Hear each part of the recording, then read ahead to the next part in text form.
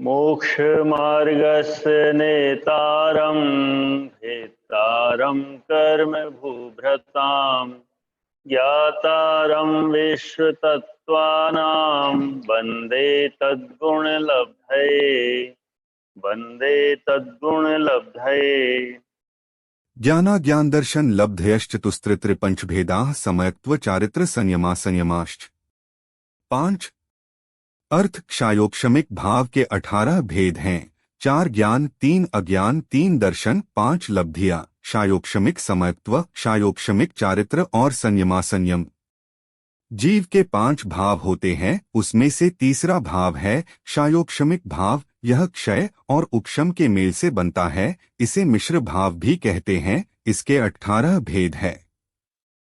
4 ज्ञान, मति, श्रुत, अवधि, मनःपर्यय। 3 अज्ञान, कुमति, कुश्रुत, कुअवधि। 3 दर्शन, चक्षुदर्शन, अचक्षुदर्शन, अवधिदर्शन। 5 लब्धि, दान, लाभ, भोग, उपभोग, वीर्य।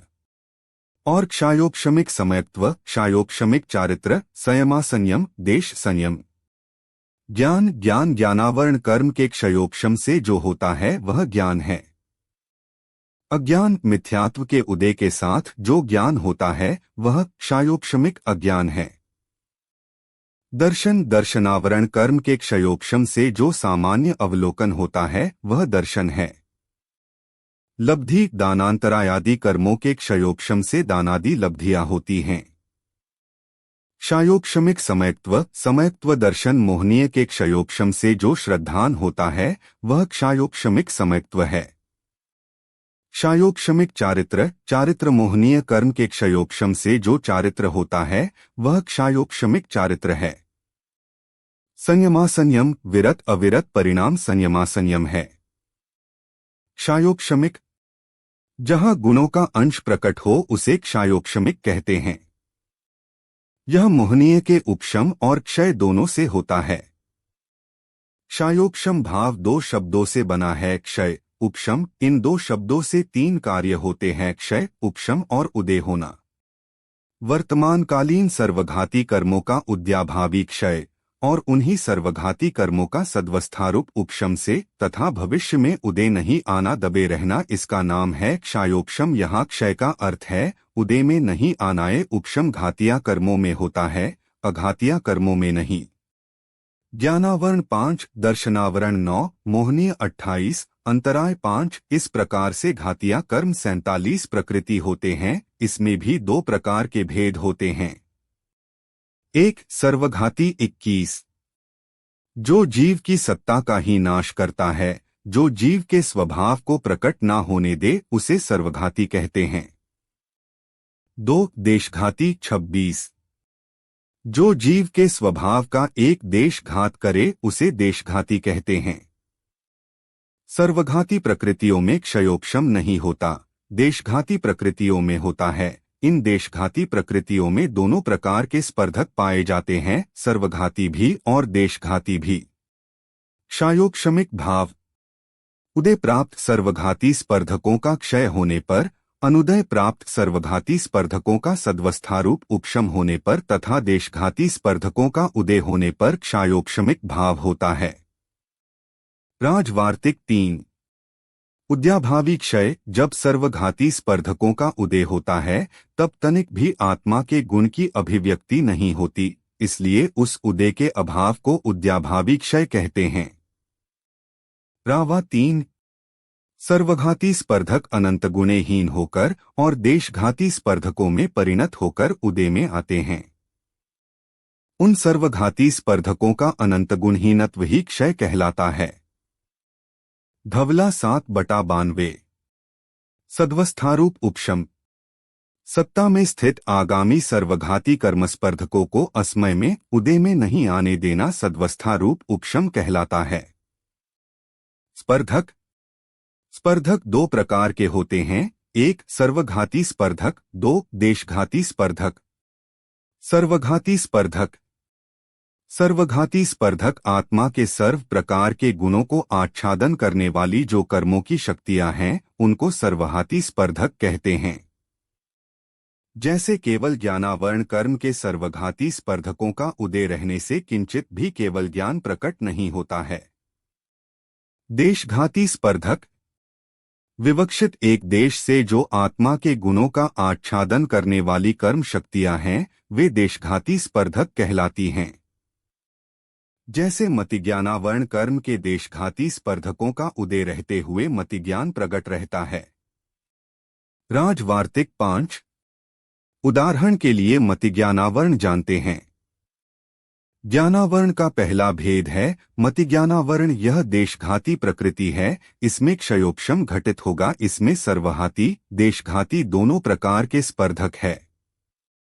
मतिज्ञान के सर्वगति स्पर्धक है, उनका वर्तमान में उद्याभावी क्षय है, वे उदय में नहीं आ रहे तथा उन्हीं सर्वहाती स्पर्धकों का उपशम है, क्योंकि भविष्य में उदय नहीं आना दबे रहना इसका नाम है। सद्वस्था रूप उपशम फिर होता है मतिज्ञान के देशघाती स्पर्धकों का वर्तमान में उदय। कर्मों में इन्हीं 3 कार्य होने के कारण से हमें मतिज्ञान है।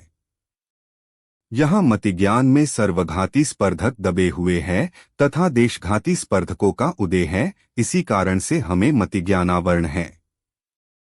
यदि सर्वहाती स्पर्धकों का उदय आ जाए तो हमें मतिज्ञान भी नहीं होगा। इसी प्रकार से चारों ज्ञानावरण कर्म में क्षयोक्षम करेंगे, दर्शनावरण के भी चारों कर्मों पर घटित होगा। क्षयोक्षमिक ज्ञान ज्ञानावरण के क्षयोक्षम से जो ज्ञान होता है उसे क्षयोक्षमिक ज्ञान कहते हैं। इसके 4 भेद है मतिज्ञान, श्रुतज्ञान, अवधिज्ञान, मनपर्यय ज्ञान। वीर्यांतराय और मतिश्रुत ज्ञानावरण के सर्वघाती स्पर्धकों का उद्यक्षय एवं आगामी उदय में आने वाले उन्हीं का सर्वहाती स्पर्धकों का सद्वस्था रूप उपशम होने पर तथा देशघाती स्पर्धकों का उदय होने पर मतिज्ञान एवं श्रुतज्ञान होता है। इसी प्रकार अवधिज्ञान एवं मनःपर्यय के भी स्वावर्ण क्षयोक्षम के भेद से क्षयोक्षमिकपना जानना चाहिए। राजवार्तिक 05 क्षयोक्षमिक अज्ञान मिथ्यात्व के उदय से जो ज्ञान होता है क्षयोक्षमिक अज्ञान है। इसके 3 भेद है कुमतिज्ञान, कुश्रुतज्ञान, कुअवधिज्ञान, विभंगावधि ज्ञान। इनमें मतिज्ञान आदि के समान ही क्षयोक्षमिकत्व समझना चाहिए। इनमें ज्ञान एवं अज्ञान का विभाग मिथ्यात्व कर्म के उदय और अनुदय से होता है। राजवार्तिक 6 क्षयोक्षमिक दर्शन दर्शनावरण कर्म के क्षयोक्षम से जो सामान्य अवलोकन होता है उसे क्षयोक्षमिक दर्शन कहते हैं। इसके 3 भेद है चक्षुदर्शन, अचक्षुदर्शन, अवधिदर्शन। ये तीनों अपने अपने आवरण कर्म के क्षयोक्षम से होने के कारण क्षयोक्षमिक हैं। चक्षुदर्शन चक्षुदर्शन आवरण कर्म के क्षयोक्षम से चक्षु इंद्रिय से होने वाले ज्ञान के पहले पदार्थ का जो सामान्य प्रतिभास होता है उसे चक्षुदर्शन कहते हैं। चाक्षुष विज्ञान को उत्पन्न करने वाला जो स्वसंवेदन है वह चक्षुदर्शन है। धवला 13/355 चक्षु के द्वारा वस्तु का सामान्य ग्रहण चक्षुदर्शन कहलाता है। चक्षुरिंद्रिय संबंधी जो सामान्य प्रकाश आभास अथवा देखना अथवा गृहीत विषय का प्रकाश मात्र जिसके द्वारा हो, जिसके द्वारा वह देखा जाए अथवा उसके कर्ता देखने वाले को चक्षुदर्शन कहते हैं। चक्षु के द्वारा वस्तु का सामान्य ग्रहण चक्षुदर्शन कहलाता है।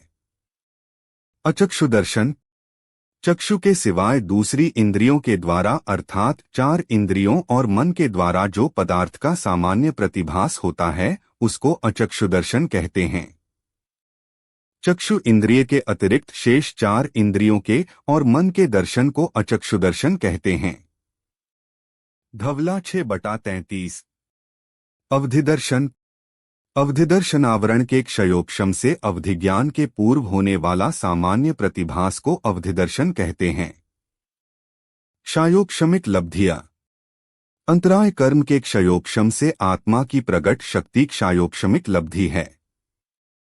ये 5 है दान, लाभ, भोग, उपभोग और वीर्य। ये लब्धियां अपने अपने आवरण के क्षयोक्षम से होती हैं।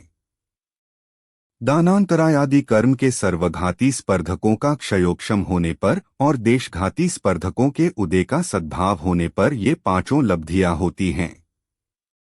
क्षयोक्षमिक समयत्व, मिथ्यात्व, समयक मिथ्यात्व और अनंतानुबंधी चतुष्क, इन छह प्रकृतियों का उद्याभावी क्षय और आगामी काल में उदय में आने वाले इन्हीं के स्पर्धकों का सद्वस्थारूप उपशम तथा समयत्व प्रकृति रूप देशघाती स्पर्धकों का उदय होने पर जो तत्वार्थ श्रद्धान होता है वह क्षयोक्षमिक समयत्व है। इसमें चल मल अगाढ़ दोष लग जाते हैं। इसे वेदक समयत्व भी कहते हैं।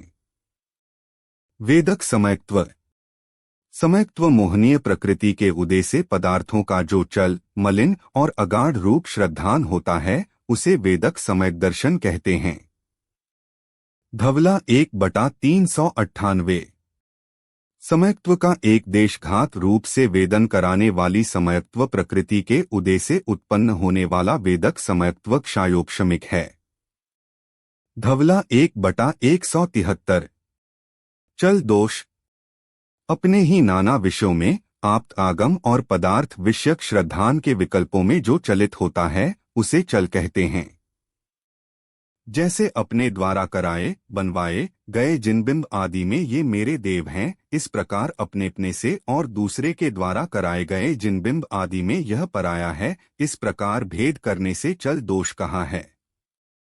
मल दोष, मल के योग से शुद्ध स्वर्ण मलिन हो जाता है, वैसे ही समयत्व प्रकृति के उदय से अपने माहात्म्य को न पाकर मल के संग से मलिन होता है।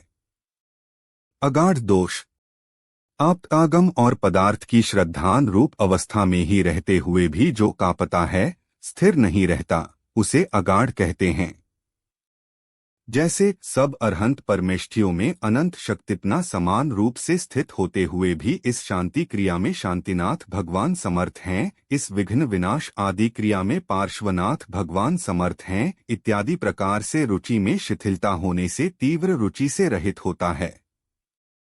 जैसे वृद्ध पुरुष के हाथ की लकड़ी शिथिल होने से अगाढ़ होती है, वैसे ही वेदक समयत्व भी अगाढ़ होता है। क्षयोक्षमिक चारित्र, अनंतानुबंधी, अप्रत्याख्यान और प्रत्याख्यान, इन 12 कषायों का उद्याभावी क्षय होने से और इन्हीं के सद्वस्थारूप उपशम होने से तथा 4 संज्वलन कषायों में से किसी एक देशघाती प्रकृति के उदय होने पर और संज्वलन कषाय का यथासंभव उदय होने पर जो संसार से पूर्ण निवृत्ति रूप परिणाम होता है वह क्षयोक्षमिक चारित्र है। सर्वार्थ सिद्धि 263। क्षयोक्षमिक संयमासंयम, संयम असंयम जब दोनों एक साथ होते हैं उसे संयमासंयम कहते हैं। अनंतानुबंधी और अप्रत्याख्यान रूप 8 कषायों के स्पर्धकों का उद्याभावी क्षय तथा आगामी काल में उदय में आने वाले सर्वघाती स्पर्धकों का सद्वस्थारूप उपशम, प्रत्याख्यान कषाय का उदय, संज्वलन कषाय के देशघाती स्पर्धकों का उदय और यथासंभव नोक्षाय का उदय होने पर संयमासंयम परिणाम उत्पन्न करने वाला क्षयोक्षमिक संयमासंयम होता है। राजवार्तिक 8। 4 संज्वलन और नव नोक्षायों के क्षयोक्षम संज्ञा वाले देशघाती स्पर्धकों के उदय से संयमासंयम की उत्पत्ति होती है, इसीलिए क्षयोक्षम लब्धि से संयमासंयम होता है। धवला 7/94। तत्वार्थ सूत्र अध्याय 2 सूत्र 5 से क्षयोक्षमिक भाव की व्याख्या पूरी हुई। जिनवाणी माता की जय।